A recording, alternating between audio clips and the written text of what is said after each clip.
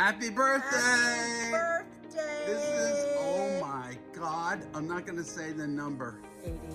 Do you know, Joe, You're spectacular. am the person on this earth who knows more about your childhood and more about you than anybody else. That's a sad, In the world. that's a sad In the thing world. to say. In the world. That's right.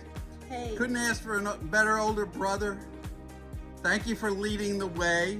3 years, you led the way your entire life. You That's really right. did. Sometimes you left some wreckage behind that really created a problem for me. But I don't mind. That's okay. And because you're leading the way now. All right, listen. Happy thank birthday, you for bro. being who you are in our life, to our children, to everybody. Every Thanksgiving that we were able to come up there, we loved. And We we did. love you We and had a good Carolyn time. and your beautiful family so much. And thank you for being a godparent to Jacko. Love you. Love you, buddy. Take Happy care. Hey, big brother. This one's for you. One of my earliest memories of you not appreciating the smell of my diapers. So yeah, let's start at the bottom. As I got older, I mostly followed you and Jack around. That usually worked out until I found one of your stashes of magazines hidden in the bathroom under the stash of towels. I was only 11, so just say that moment shaped me. And that's why I never trusted your advice about women again. But despite that, I have to give you credit. You introduced me to the outdoors, to adventure, and to fearlessness. We kayaked down 7-foot rapids, rode bareback in the Tetons, and even skied down the most dangerous hills in Breckenridge. And after all that, you earned the nickname that stuck with all of us together. Never follow Joe. You also helped me through high school, mostly by giving me the inside scoop on which teachers to avoid and which ones handed out easy A's. Thank you. At the time, I thought you were one of the most smartest people I'd ever met. Of course, I didn't know many people yet. Over the years, you've continued to be my mentor. Not just in life, but in business, and especially in medical decisions. Your wisdom, your support, your presence have meant more to me than you'll ever fully know. Joe, I want you to know how deeply grateful I am to have had you in my life all these years. Your love, laughter, and your big brother energy have shaped me in ways I'll always carry with me. Happy birthday. I love you, your little brother. Well, Joe, I had to come to the quietest place I could out here in Montana, and that's in my car. Leave all the noise in the house. Anyway, I called to say happy birthday, brother. I'm going to try to look at the camera versus the screen, so it looks like I'm looking at you. And a couple things about you that I want to share with the family. The first one is a bit of appreciation. So when Dad passed away, you were really there for us, and you've always been there for us, and that's meant the world to us. I think that's why we got a pretty tight set of family members. We really care about one another and watch out for one another. Another one was something you and your brothers helped me out with. As you know, back in 4th grade, I had a reading problem. I couldn't read at all. The teacher realized I was a 1st grade reading level in 4th grade. So she sent me off to reading school. and it was absolutely frustrating and disgusting and embarrassing as all get out to go there. Well, one of the things that happened to me that really helped my reading is I was up scrounging around in the attic in about 4th grade and came across some very interesting reading material, which any 4th grader would find of great interest. And I won't go into details there, but believe it or not, because of that material that y'all left up there for me, I learned to speed read. As a matter of fact, I could read so fast that it was like a movie going through my head, but only for certain materials. And thank you very much for that really delinquent opportunity that you created that has, frankly, never left my mind. The other thing, too, is advice you've given me over the years, which is really good. One is when my spouse and I were having a disagreement, and I remember telling you I knew I was right, and when I told you the story, you said, "Tom, buy your flowers."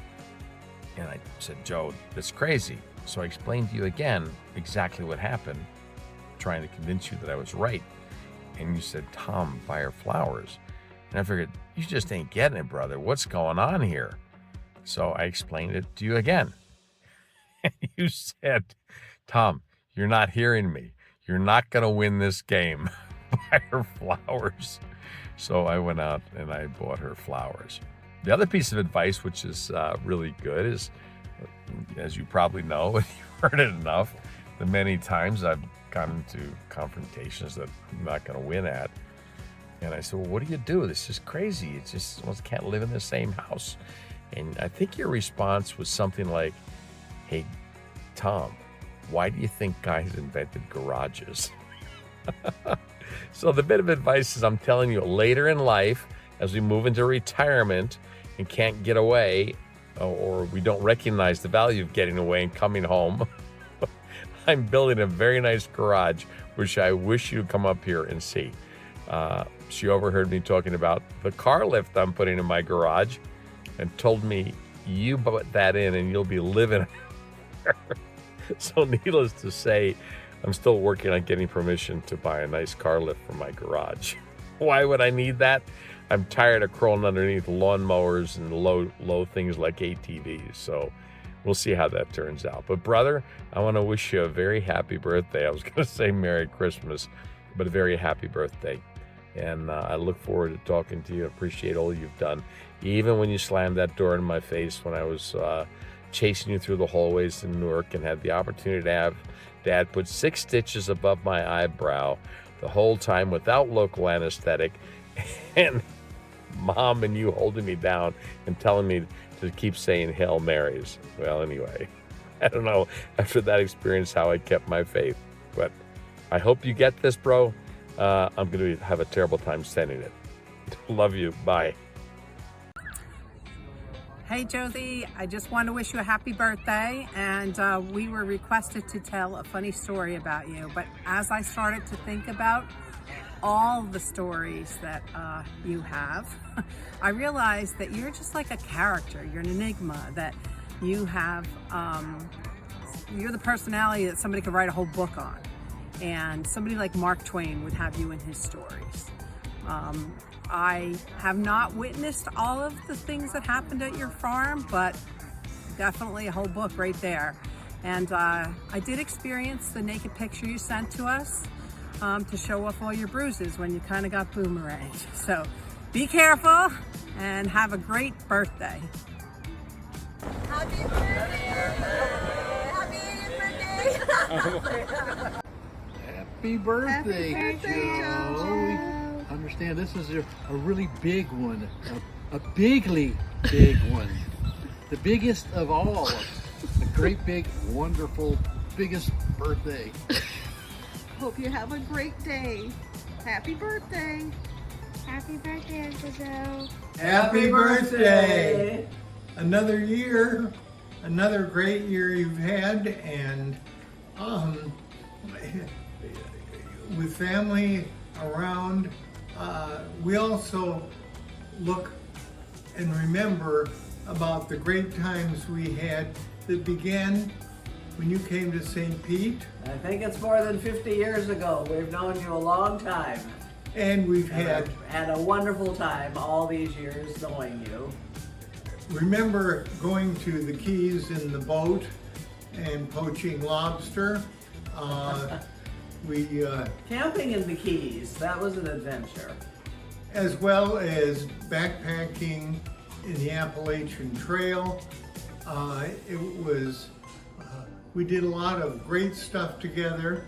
I wish we were a little more limber now and go back and do some of those things all over again.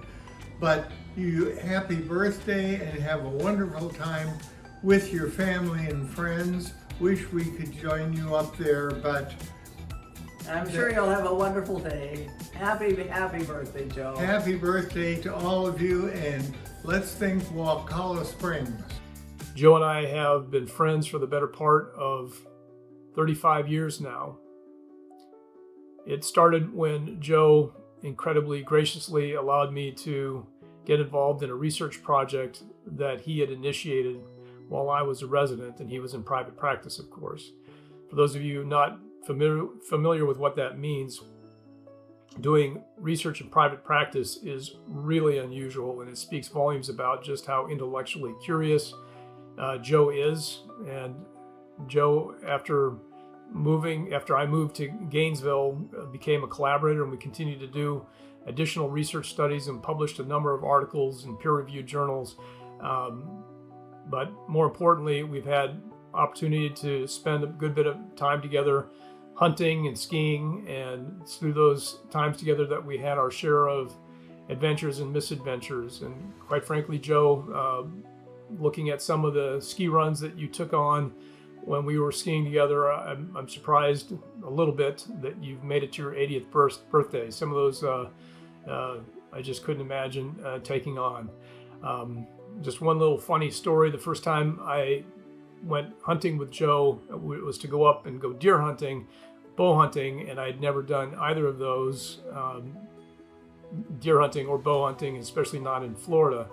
And Joe put me on his best feed plot, and I had my opportunities, but being so excited, of course, I missed. And Joe, being so generous, he couldn't send me home without some meat in the freezer. So before I left, he called his pet catfish to the surface of the pond, and set me up with appropriate gear, and I was able to shoot a catfish and take it home. So my trophy from my first deer hunting trip was roughly a 5-pound catfish, which was delicious, by the way. Joe, it's great to be wishing you a happy 80th birthday. Again, whether it's been skiing or your controlled burns or working on the tractor, you've certainly given us your share of scares. But I'm delighted to be wishing you a happy 80th and look forward to many more. Best wishes, amigo. The title of this vignette is Joe Perel, the man, the myth, the legend. Well, this is going to be really good. He's got props, but they're backwards. So I think our history really begins about January of 1974 at Bayfront Medical Center. I was doing an externship in radiology, and you were awaiting your acceptance at the prestigious UCLA ENT program. I went over to the ER and asked if I could do some work over there. Radiology wasn't too challenging. They said I had to talk to Dr. Perel, and when I met you, I first said, "Where are you from?" And you said, "New Jersey." And I said, "Where in New Jersey?" And you had that look of an escaped convict who had been made on the street. And he said, "Newark." And I said, "And you went to St. Benedict's Prep?" And you were kind of startled. And then I said, with all the disdain I could put into my voice, "You were a swimmer."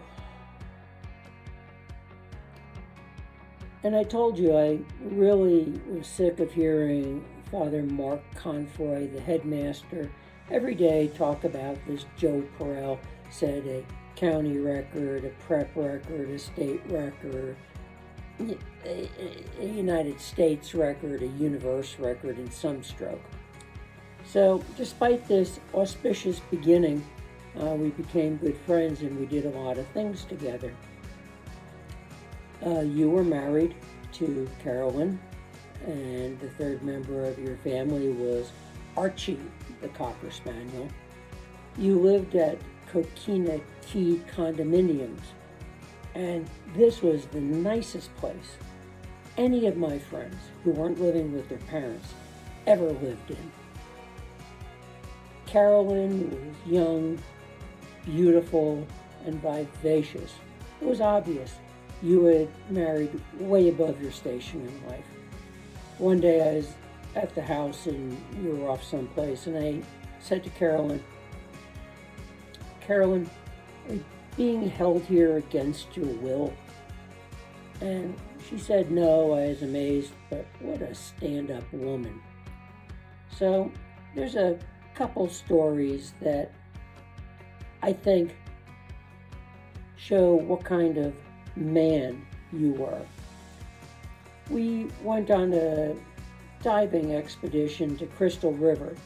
We were in a VW microbus, and there was a ER doctor from Louisiana with us who had some diving experience, and he gave us kind of a crash course. Breathe through your regulator and don't hold your breath on the way up. So when we got to Crystal River, we encountered this large body in the water, and it seemed to have a great affection for you. You couldn't get away from it, and it turned out to be a manatee in heat.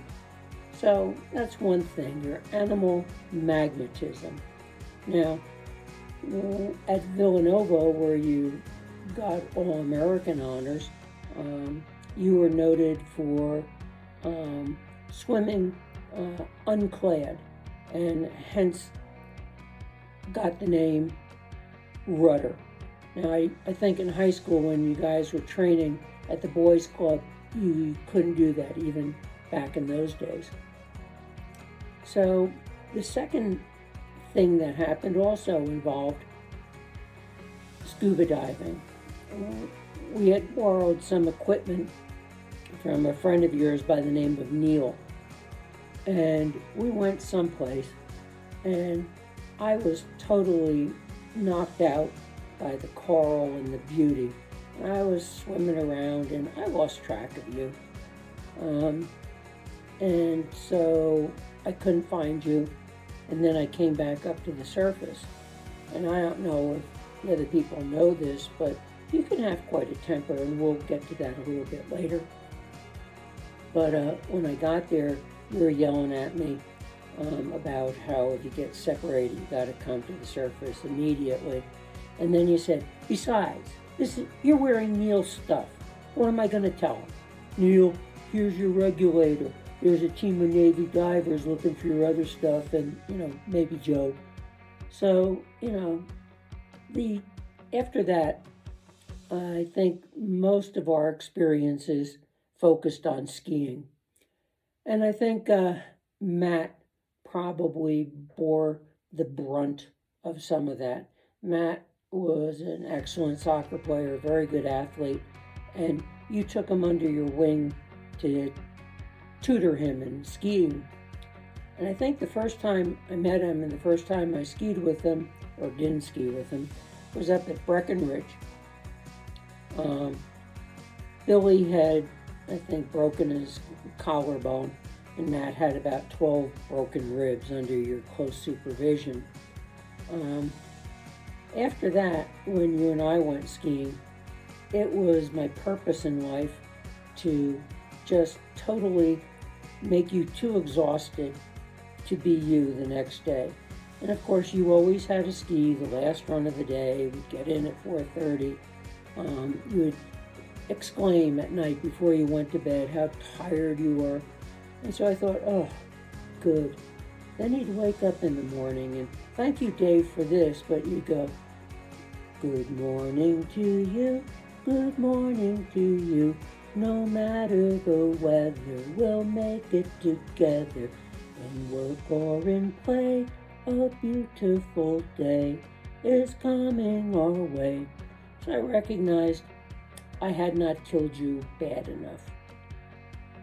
So over the years, there were many memorable events, going heli skiing. But one that I really remember was we were at Lost Trails, and you were having a rough day. Now, in general, you could ski any slope, not necessarily pretty, but you could ski it. That day, you couldn't. You were falling about every 30 seconds. And as I said, you had a very expanded vocabulary every time you fell.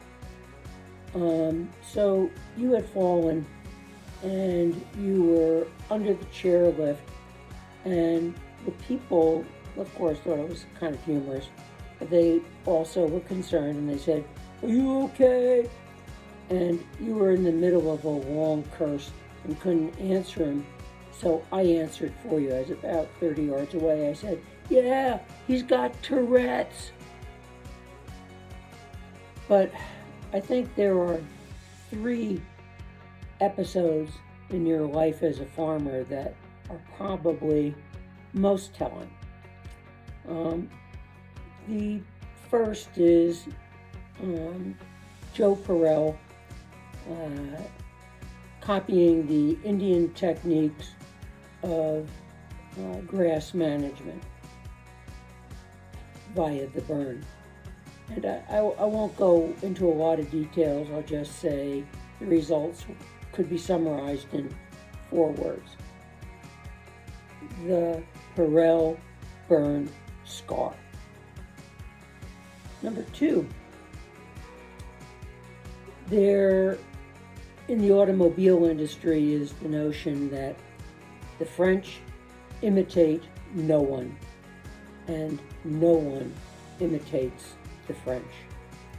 The same could be said for some of your techniques, and in this case, I'm talking specifically about how to more easily dispose of long fallen trees. In that case, your technique was to lift the tree up with your front end loader and then drive it into 2 other standing trees. And generally that would snap the fallen tree.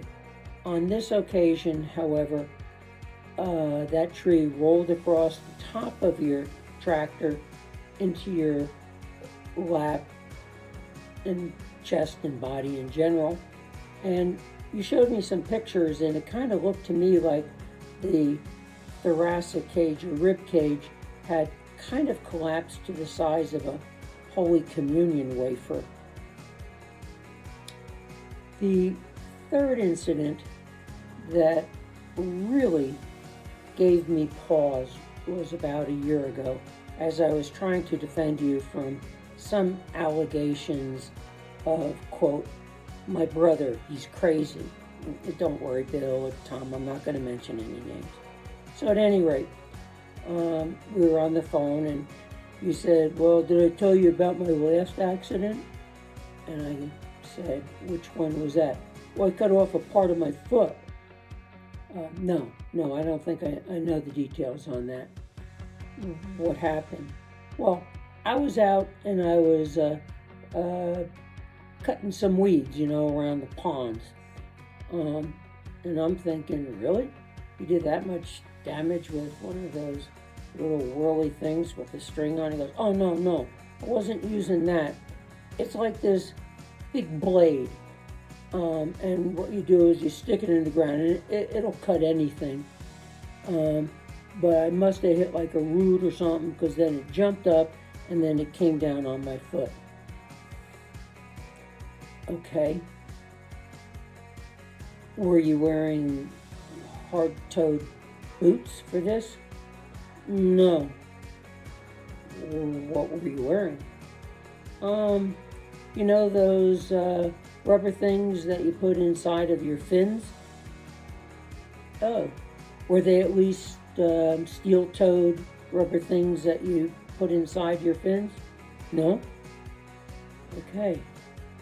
And so you are, well, I'm doing okay. I was in the hospital and, like I'm still on antibiotics, oral antibiotics. No, they put in one of those lines, a PICC line, a percutaneously inserted central catheter. Yeah, that's it. And then it's got that big tubing that comes out. Okay. And where are you now? Well, I'm up at the farm. And what are you going to do today? I had some stuff that need to be chainsawed. So let me get this straight. You've got a central catheter in your arm and some floppy tube hanging out, and you've got a chainsaw, and you're going to be using it. Yeah. And you think it's a good idea to get gasoline, grease, and vegetable matter kind of into your heart. That couldn't cause a problem with it. Well, I don't intend to do that. So usually I had used the Socratic method with Joe of trying to have him work through the issue. This time I didn't. I just said, Joe, don't do that. So I can refute partially the claim that my brother, he's crazy, by saying at least he changed his mind just with a little bit of a nudge. So, in my opinion, Lady Carolyn Lamb probably described Smiley Gator Joe Perel best when she was actually describing Lord Byron, when she said, he's mad, bad, and terribly dangerous to be with. So, on a more sobering note, I guess I question why, after 50 years of this, we're still best friends. Happy birthday.